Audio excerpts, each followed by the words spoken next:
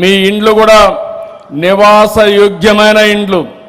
ఇప్పుడే నారాయణ గారు చెప్పారు, ఇక్కడ అన్ని ఇన్ఫ్రాస్ట్రక్చర్, ఒక అంగన్వాడీ, పరిస్థితిని బట్టి ఒక స్కూలు, ఒక కమ్యూనిటీ హాలు, మీరు బయట పోయే పని లేకుండా ఇక్కడ నడుచుకుంటూ పక్కనే ఉద్యోగం చేసే విధంగా, ఇంకా అవసరమైతే మీరు స్వయం ఉపాధి, భర్త బయట పోతే ఇక్కడే ఇంటి దగ్గరనే పనిచేసి కుటుంబ సభ్యులను చూసుకుంటూ డబ్బులు సంపాదించాలనేది నా ఆలోచన, నా యొక్క ధ్యేయం.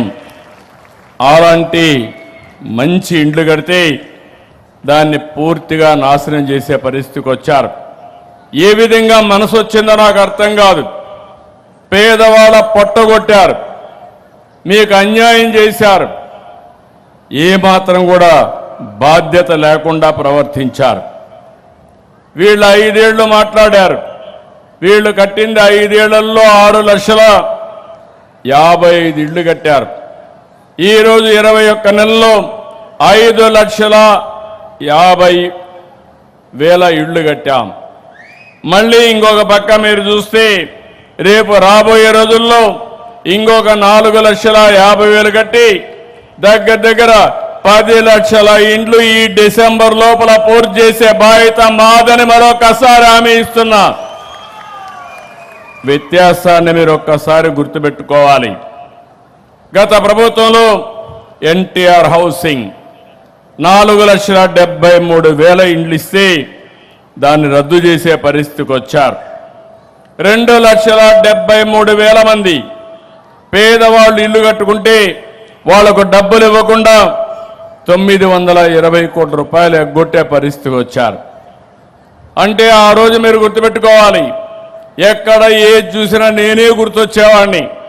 నేను గుర్తొచ్చినప్పుడు నేను ప్రారంభించాను కాబట్టి దాన్ని విధ్వంసం చేయాలి. ప్రజా వేదికతో ప్రారంభమైన విధ్వంసం రాష్ట్రాన్ని పూర్తిగా సర్వనాశనం చేశారు. ఆ విషయం మీరు గుర్తుపెట్టుకోవాలి.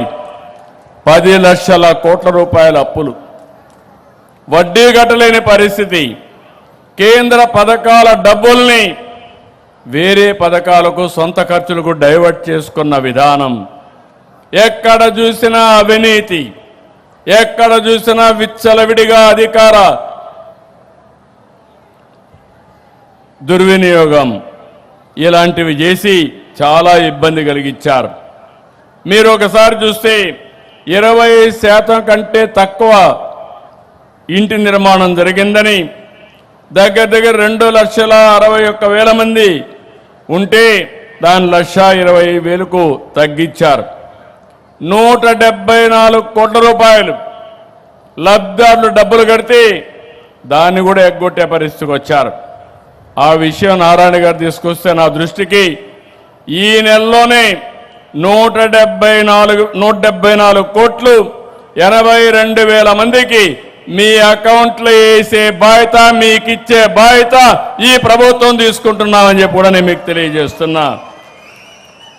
ఇంకొక పక్కన 300 SFT టిట్కో ఇళ్ళు పూర్తిగా ఉచితంగా ఇస్తామన్నారు.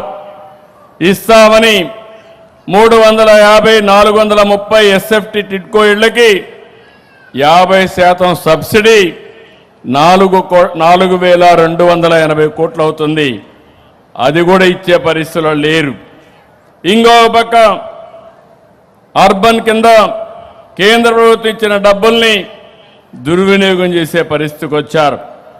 ఇంకొక పక్క మీరు చూస్తే బిల్లులు, ఎవరన్నా పనిచేస్తే ఇక్కడ పనిచేశారు, బిల్లులు పే చేస్తే పనిచేస్తారు, బిల్లులు ఎగ్గొట్టారు. దానివల్ల దగ్గర 816 కోట్లు అప్పులు పెడితే అసలు పని చేయడమే నిలిపేశారు.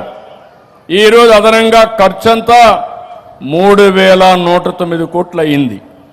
ఆ రోజు 816 కోట్లు కానీ పే చేసుంటే ఈరోజు అదనంగా 3,109 కోట్లు భారం పడేది.